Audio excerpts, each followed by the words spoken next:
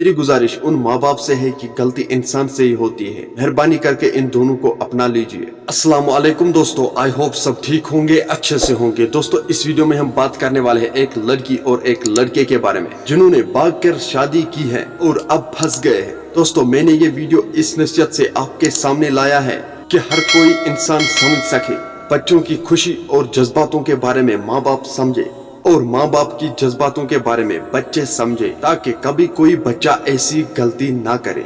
दोस्तों बताया जा रहा है कि इस लड़की और लड़के ने अपनी मर्जी से भागकर शादी की थी। अब इस लड़की की माँ बाप ने इस लड़के पर केस किया कि लड़की नाबालिग थी। दोस्तों लड़के का कहना है कि लड़की बालिग थी, उसने अपनी मर्जी से मेरे साथ शादी की थी। दोस्तों लड़की का ये कहना है कि उसके माँ बाप और उसके भाइयों ने उन दोनों को धमकी दी थी कि वो उन दोनों को मार देंगे। चलो दोस्तों पहले हम इस वीडियो को देखते हैं, आपको इस वीडियो में सब कुछ समझ में आ जाएगा। आखिर बात है तो है क्या, उसके बाद हम बात करते हैं। अस्सलाम वालेकुम, मेरा नाम सानिया खान है, मैं शास्त्रीपुरम में रहती हूँ।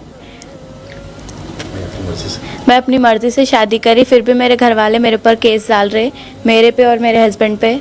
हम दोनों की जान का खतरा है। हम लोग की जान के पीछे पड़े हुए हैं। एक साथ फ़ोना कर रहे पूरे, मेरे बड़े मुल्ला पापा और मम्मी भाई पूरे एक साथ फ़ोना कर रहे, अप्पू को मार देते बोल के धमकी दे रहे। वालेकुम, मेरा नाम अफरोज़ ख़ान है।